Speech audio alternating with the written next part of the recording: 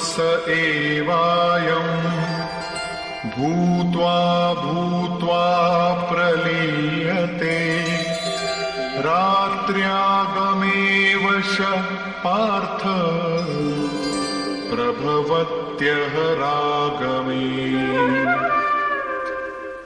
हे पार्थ, सब प्राणी इस प्रकार जागृत होकर प्रकृति से विवश होकर अविद्या रूपी रात्रि के आने पर अचेत हो जाते हैं।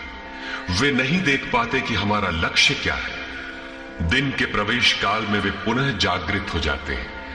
जब तक बुद्धि है तब तक इसके अंतराल में विद्या और अविद्या का क्रम चलता रहता है, तब तक वो साधक ही है।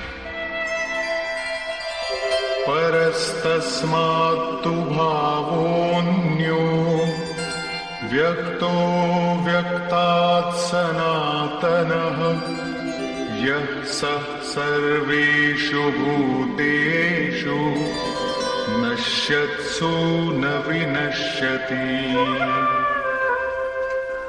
एक तो ब्रह्मा अर्थात बुद्धि अव्यक्त है, इंद्रियों से दिखाई नहीं पड़ती, और इससे भी परे सनातन अव्यक्त भाव है जो भूतों के नष्ट होने पर भी नष्ट नहीं होता, अर्थात विद्या में सचेत और अविद्या में अचेत, दिन में उत्पन्न और रात्रि में विलीन भावों वाले अव्यक्त ब्रह्मा के भी मिट जाने पर वो सनातन अव्यक्त भाव मिलता है जो नष्ट नहीं होता। बुद्धि में होने वाले उक्त दोनों उतार चढ़ाव जब मिट जाते हैं तब सनातन अव्यक्त भाव मिलता है जो मेरा परम धाम है। जब सनातन अव्यक्त भाव प्राप्त हो गया तो बुद्धि भी उसी भाव में रंग जाती है, उसी भाव को धारण कर लेती है। इसलिए वो बुद्धि स्वयं तो मिट जाती है और उसके स्थान पर सनातन अव्यक्त भाव ही शेष बचता है।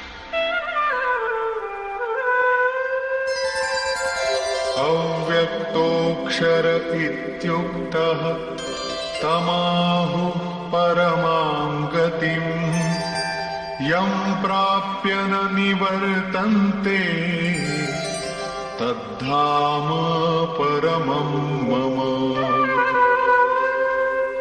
उस सनातन अव्यक्त भाव को अक्षर अर्थात अविनाशी कहा जाता है, उसी को परम गति कहते हैं।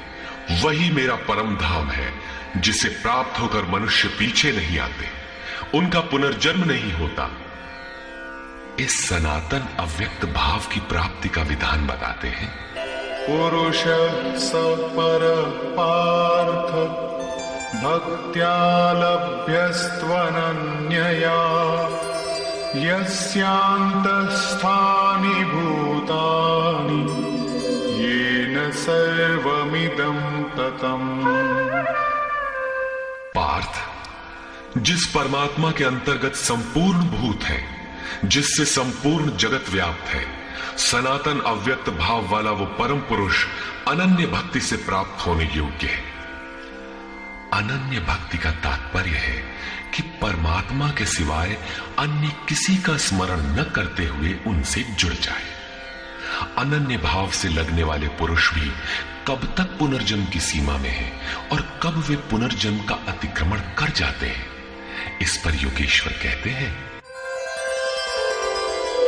यत्र काले त्वनावृत्तिम् आवृत्तिं चैव योगिनः प्रयाता यान्ति तं कालं वक्ष्यामि भरतर्षभ।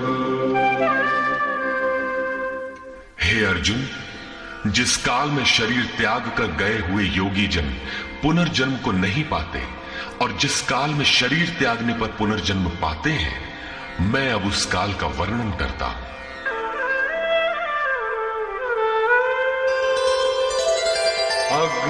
अग्निर्ज्योतिरः शुक्लः षण्मासा उत्तरायणम् तत्र प्रयाता गच्छन्ति ब्रह्म ब्रह्मविदो जनाः। शरीर संबंध का त्याग करते समय जिसके समक्ष ज्योतिर्मय अग्नि जल रहा हो, दिन का प्रकाश फैला हो, सूर्य चमक रहा हो, शुक्ल पक्ष का चंद्र बढ़ रहा हो, उत्तरायण का निरभ्र और सुंदर आकाश हो, उस काल में प्रयाण करने वाले ब्रह्मवेत्ता योगी जन ब्रह्म को प्राप्त होते हैं। अग्नि ब्रह्म तेज का प्रतीक है, दिन विद्या का प्रकाश है, शुक्ल पक्ष निर्मलता का द्योतक है, विवेक, वैराग्य, शम, दम, तेज और प्रज्ञा ये षडैश्वर्य ही षण्मास है। ऊर्ध्व रेता स्थिति ही उत्तरायण है। प्रकृति से सर्वथा परे इस अवस्था में जाने वाले ब्रह्मवेत्ता योगी जन ब्रह्म को प्राप्त होते हैं। उनका पुनर्जन्म नहीं होता, किंतु अनन्य चित्त से लगे हुए योगी जन यदि इस आलोक को प्राप्त नहीं कर पाए, जिनकी साधना अभी पूर्ण नहीं, उनका क्या होता है? इस पर कहते हैं, धूमो रात्रिस्तथा कृष्णः षण्मासा दक्षिणायनम् तत्र चान्द्रमसं ज्योतिः योगी प्राप्य निवर्तते। जिसके प्रयाण काल में धुआं फैल रहा हो, योगाग्नि हो। अग्नि यज्ञ प्रक्रिया में पाए जाने वाले अग्नि का स्वरूप है, किंतु धुएं से आच्छादित हो, अविद्या की रात्रि हो, अंधेरा हो, कृष्ण पक्ष का चंद्रमा क्षीण हो रहा हो, कालिमा का बाहुल्य हो, षड विकारों अर्थात काम, क्रोध, लोभ, मोह, मद और मत्सर से युक्त दक्षिणायन अर्थात बहिर्मुखी हो, जो परमात्मा के प्रवेश से अभी बाहर है, उस योगी को पुनः जन्म लेना पड़ता है। तो क्या शरीर के साथ उस योगी की साधना नष्ट हो जाती है? इस पर योगेश्वर श्री कृष्ण कहते हैं, शुक्ल कृष्णे गति हेते जगतः शाश्वते मते एकया यात्यनावृत्तिम् अन्यया वर्तते पुनः। उपर्युक्त शुक्ल और कृष्ण दोनों प्रकार की गतियां जगत में शाश्वत हैं, अर्थात साधन का कभी विनाश नहीं होता। एक अर्थात शुक्ल अवस्था में प्रयाण करने वाला पीछे न आने वाली परम गति को प्राप्त होता है, और दूसरी अवस्था में जिसमें क्षीण प्रकाश तथा अभी कालिमा है, ऐसी अवस्था को गया हुआ पीछे लौटता है, जन्म लेता है। जब तक पूर्ण प्रकाश नहीं मिलता, तब तक उसे भजन करना है। प्रश्न पूर्ण हुआ। अब इसके लिए साधन पर पुनः बल देते हैं।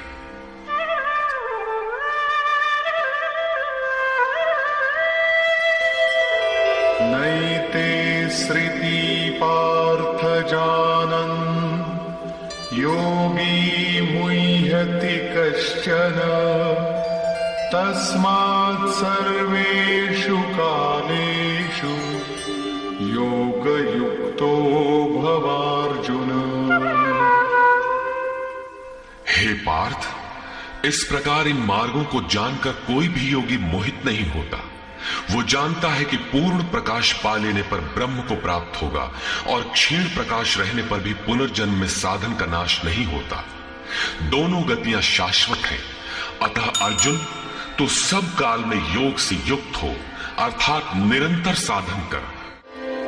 वेदेषु यज्ञेषु तपस्सु चैव दानेषु यत् पुण्यफलं प्रदिष्टम् अत्येति तत्सर्वमिदं विदित्वा योगी परं स्थानमुपैति चाद्यम्। इसको साक्षात्कार सहित जानकर, मानकर नहीं, योगी वेद, यज्ञ, तप और दान के पुण्य फलों का निसंदेह अतिक्रमण कर जाता है और सनातन परम पद को प्राप्त होता है। अविदित परमात्मा की साक्षात जानकारी का नाम वेद है। वो अविदित तत्व जब विदित हो ही गया, तो अब कौन किसे जाने? अतः विदित होने के पश्चात वेदों से भी प्रयोजन समाप्त हो जाता है, क्योंकि जानने वाला भिन्न नहीं है। यज्ञ अर्थात आराधना की नियत क्रिया आवश्यक थी, किंतु जब वो तत्व विदित हो गया तो किसके लिए भजन करें? मन सहित इंद्रियों को लक्ष्य के अनुरूप तपाना तप है। लक्ष्य प्राप्त होने पर किसके लिए तप करें?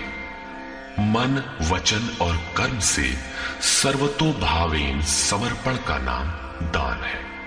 इन सब का पुण्य फल है परमात्मा की प्राप्ति।